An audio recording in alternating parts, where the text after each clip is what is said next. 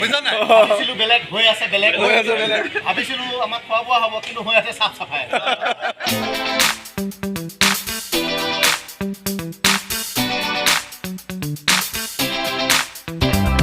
বলক এটা বৃক্ষৰোপণ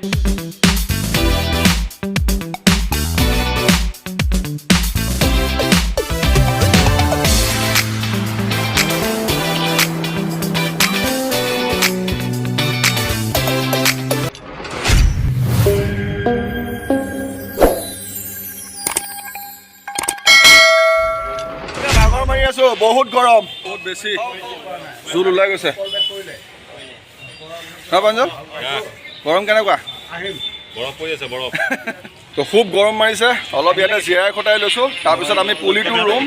আৰু গছপুলি গাঁত খানা হৈ গ'ল ইতিমধ্যে ন এতিয়া আমি গছপুলিটো ৰুবলৈ যাম গোটেইখিনি অকণ ৰেষ্ট লৈ লৈছোঁ তাৰপিছত গছপুলিটো ৰুম জেগাত খুব ৰ'দ পৰি থাকে সেইকাৰণে ভাবিছোঁ এইখিনিতে গছপুলিকেইটা ৰুলে এইখিনি জেগাত ছাঁ পৰিব মানুহ এইখিনিতে বহাই যিহেতু মন্দিৰৰ কিনাৰতে তো ইয়াত গছপুলিটো ৰুলে খুব ছাঁ পৰিব আৰু ঠাণ্ডা ঠাণ্ডা হাৱাও আহিব ভাবিছোঁ সেইকাৰণে এইখিনিতে গছপুলিটো ৰুম বুলি ভাৰতীয় জনতা পাৰ্টী সদৰ মণ্ডলৰ সম্পাদক দাদাৰ নামটো ৰক্তিম দাস বৰা ৰক্তিম দাস বৰা দাদা কেনেকুৱা লাগিলে আমাৰ ইয়াত সমূহ ৰাইজে লাগি আছে চাফ চাফাই অভিযান জানেই আজি বিশ্ব পৰিৱেশ দিৱস কি ক'ব আজি পোনপ্ৰথমতে আপোনালোক সকলোকে বিশ্ব পৰিৱেশ দিৱস উপলক্ষে মোৰ ফালৰ পৰা অশেষ অভিনন্দন জ্ঞাপন কৰিছোঁ হয় আৰু আমি দেখি আহিছোঁ যে বিগত প্ৰায় 5-6 বছৰ ধৰি যে আমাৰ প্ৰত্যেকজন ব্যক্তিয়েই বিশ্ব পৰিৱেশ দিৱসৰ বিষয়টো অতি গুৰুত্ব সহকাৰে লৈছে কাৰণ তেখেতসকলে গম পাইছে যে পৰিৱেশ আমাৰ কাৰণে কিমান ইম্পৰ্টেণ্ট খুব এটা ধুনীয়া মন্দিৰ আমাৰ এইটো নগাঁৱৰ সকলোৱে জানে আৰু সকলোৰে দায়িত্ব এইটো এইখিনি চাফা কৰি ৰখাটো অকল আমিয়ে যে কৰিব লাগিব সেইটো নহয় সকলোৰে দায়িত্ব নগাঁও জিলাৰ প্ৰত্যেকজন ব্যক্তিৰে দায়িত্ব এই ঘাটটো বুলি নহয় নগাঁও যিকেইটা ঘাট আছে পৰিষ্কাৰ কৰি ৰখাটো আমাৰ কৰ্তব্য একদম নিশ্চয় কিয় নহয় কাৰণ এইটো আমাৰ এটা চিভিক ৰেছপনচিবিলিটিত পৰে হয় আমি প্ৰত্যেকজন ব্যক্তিয়ে যদি আমি নগাঁওখন যদি সৰ্বাংগ সুন্দৰ কৰি যাব পাৰোঁ তাৰ কাৰণে আমি নিজে যদি অলপকৈ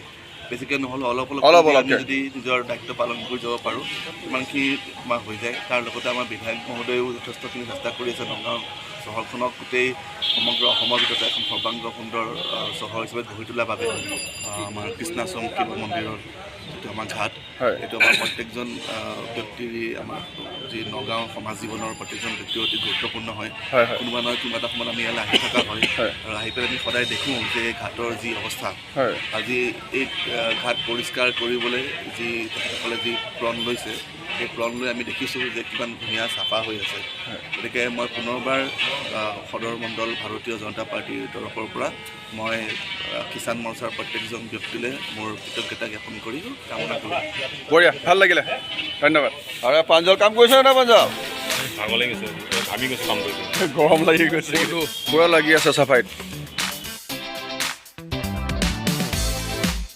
হ'ল আমাৰ কৃষ্ণাচল শিৱ মন্দিৰ দলঙৰ কিনাৰতে এইটো শিৱ মন্দিৰ আৰু ইয়াতে কলং পাৰটো আমি চাফা কৰি আছোঁ সকলো একেলগে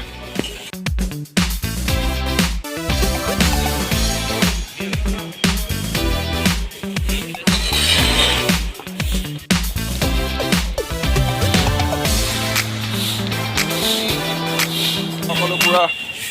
ব্যস্ত কামত আৰু ময়ো অলপ লাগোঁগৈ কামত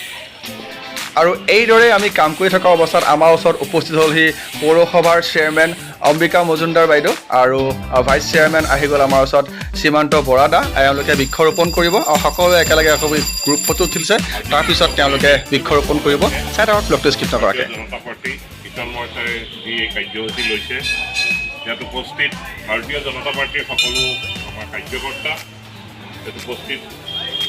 চেয়াৰমেন নগাঁও মিউনিচিপালিটি বৰ্ড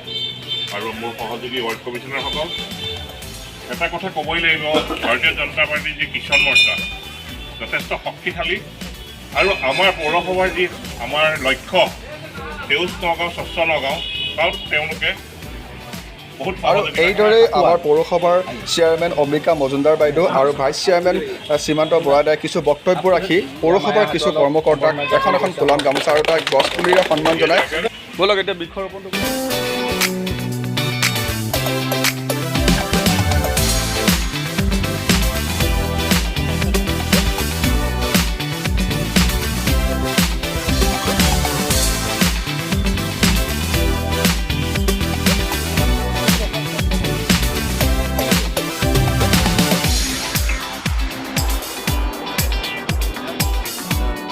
আমি মন্দিৰৰ পিছফালে ঘাটত গৈ পেলাই আমি আজি চাফাই অভিযান চলালোঁ আৰু বৃক্ষৰোপণ কৰিলোঁ বিশ্ব পৰিৱেশ দিৱসৰ উপলক্ষে। আৰু ইতিমধ্যে বহুত আহিলে আমাৰ উপদেষ্টাসকল আৰু বিশেষ ব্যক্তি কেইজনমান দেখিলে আপোনালোকে। আৰু প্ৰগ্ৰামটো কেনেকুৱা হ'ল চাই কেনেকুৱা পালে কমেণ্ট কৰি জনাব নাপাহৰিব।